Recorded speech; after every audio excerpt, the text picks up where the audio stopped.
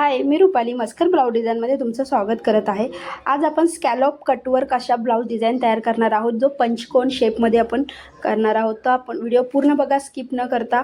मी मापे सर्व स्क्रीनवर दिलेली आहेत। सो 36 ब्लाऊजची ही सर्व मापे आहेत। शोल्डर 5.25 इंच आणि जे आर्मोल आहे ते 5.75 इंच। हा डीप नेक ब्लाऊज आहे।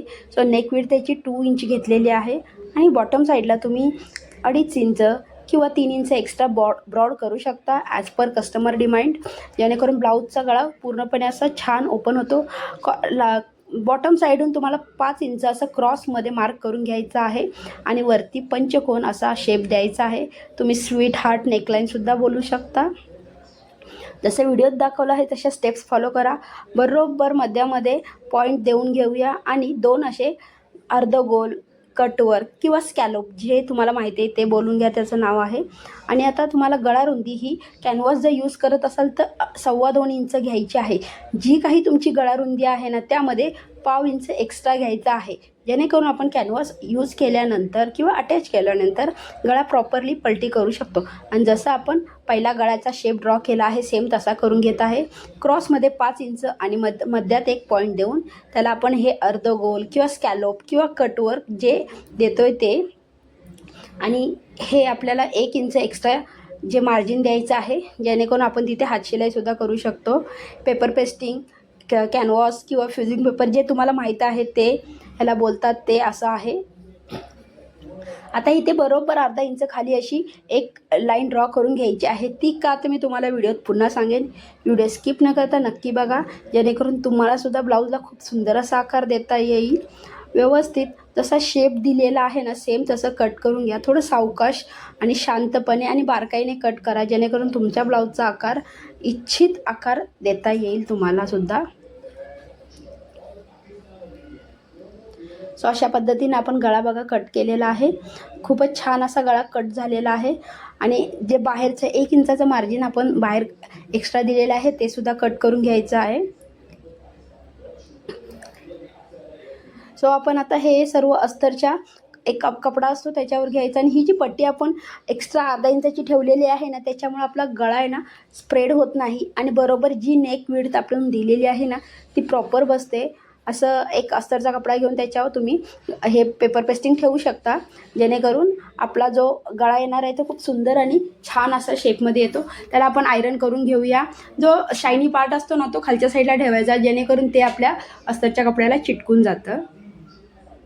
बाजूला 1/2 इंच एवढं एक्स्ट्रा मार्जिन ठेवून तुम्ही हे सर्व कट करून घ्या बाहेरचा एक्स्ट्रा आणि नॉचेस देऊन घ्या, जेणेकरून आपण जो फ्युजिंग पेपर आहे त्याला एका साईडून फिनिशिंग देऊन घेऊया, जेणेकरून ते पेपर आउटला येणार नाही। सो अशा पद्धतीने आपण 1/2 इंच जे मार्जिन ठेवलेलं आहे त्याला शिलाई देऊन घेऊया। ॲज इट इज जसे व्हिडिओत दाखवले आहे तशा स्टेप्स फॉलो करा। सो असं आपण कॅनव्हासला फिनिशिंग देऊन घेतलेलं आहे। सो आपला बॅक पार्ट घ्यायचा आहे। हा 36 साईजचा ब्लाऊज आहे आणि ब्लाऊजचा जो मटेरियल आहे ते सरळ ठेवून त्याच्यावर आपण अस्तर जॉईंट करून घेऊया।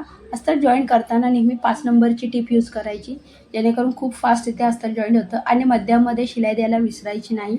मी येलो कलर चॉकने लाईन ड्रॉ करून घेतली आहे आणि ही अशी 5 नंबरची मध्यात टीप दिलेली आहे, म्हणजे आपल्याला मध्य कुठे आहे हा प्रॉपर कळतो। नॉच देऊन घ्यायचा आणि त्याच्यावर कॅनव्हास अटॅच करून घ्यायचा। पिना लावून सिक्युअर्ड करून घ्या। मला सवय आहे त्यामुळे मी पिना लावत नाही। सो बरोबर मध्यातून शिलाई देऊन घ्यायची आणि जसा आपल्या ब्लाऊजचा गळा आहे ना तसा व्यवस्थित बारकाईने मशीन फिरवत आपण तो गळ्याला आकार देणार आहे। तुमची मशीन कोणतीही असू, व्यवस्थित आकार देता येतो, जेणेकरून गळ्याचा आकार चुकणार नाही। पिना लावून घ्या, पुन्हा एकदा सांगते, ज्यांना सवय आहे ते नका लावू, ज्यांना सवय नाही आहे त्यांनी लावून घ्या। अशा प्रकारे व्यवस्थित असा गळ्याला आकार देऊन घ्या, जेणेकरून खूप छान आणि सुंदर स्कॅलप तयार होतात। सो अशा पद्धतीने आपण शिलाई देऊन घेतलेली आहे आणि शिलाई अजिबात कॅनव्हासवर द्यायची नाही, एकदम कॅनव्हासच्या बाजूने द्यायची, तेव्हाच व्यवस्थित असा आपला कॅनव्हास पलटला जातो। 1/2 इंच शिलाई मार्जिन ठेवून कट करून घ्यायचं आहे आणि व्यवस्थित नॉचेस देऊन घ्यायचे आहेत. जे कॉर्नर आहेत ना ते व्यवस्थित कॉर्नरला नॉचेस देऊन घ्यायचे आणि नॉचेस देताना शिलाईवर नॉच गेला नाही पाहिजे किंवा शिलाईवर कट नाही बसला पाहिजे. शिलाईवर कट गेला तर मग पुन्हा आपला ब्लाऊजचा जो गळा आहे तो थोडासा बिघडतो. सो अशा पद्धतीने आता आपण गळा पलटवून घेत आहे. तुम्ही पाहू शकता अशा पद्धतीने पलटवून घ्या आणि किती सुंदर असा पलटला आहे. आपण अजून ह्याला इस्त्री केलेली नाही तरी खूपच अट्रॅक्टिव्ह आणि सुंदर गळा दिसत आहे. सो अशा पद्धतीने आपला गळा पलटवून झाला आहे. त्याच्यावर तुम्ही दाब शिलाई द्या किंवा डायरेक्ट शिलाई द्या. आणि तुम्हाला जर लेस लावायची असेल तर तुम्ही लेस लावू शकता. कॉर्ड पायपिंग लावायची असेल तर कॉर्ड पायपिंग लावू शकता ॲज पर कस्टमर डिमांड. आणि तुम्हाला जर व्हिडिओ आवडला असेल ना तर नक्कीच व्हिडिओला लाईक करा. आणि अजून तुम्ही आपल्या चॅनलला सबस्क्राईब नसेल केलं तर नक्की करा, जेणेकरून मी असेच नवनवी व्हिडिओ तुमच्यासाठी घेऊन येईन आणि जेणेकरून तुमच्यासुद्धा शिवण कामामध्ये थोडीशी भर पडेल. सो अशा पद्धतीने आपण व्यवस्थित एकदम हळुवारपणे जो आपण गळा बनवला आहे त्याला आकार देत आहोत.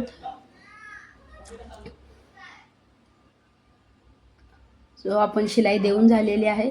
तुम्ही पाहू शकता किती सुंदर असा ब्लाऊजचा गळा तयार झालेला आहे. आता आपण ब्लाऊजला जी बॅक पार्टला जो एक्स्ट्रा फिनिशिंग द्यायची गरज असते ती देऊया. टक्स देऊन घेऊया.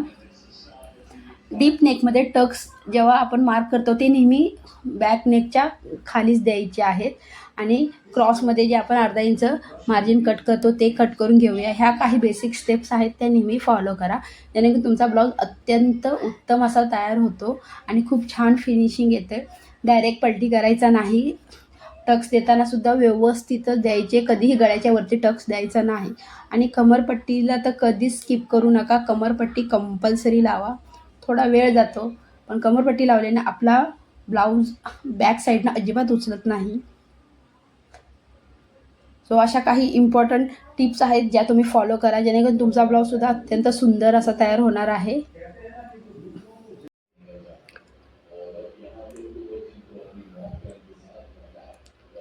अशा पद्धतीने आपण कमरपट्टी लावून घेतलेली आहे. व्हिडिओत जसं स्टेप्स केलेले आहेत सेम तशा फॉलो करा.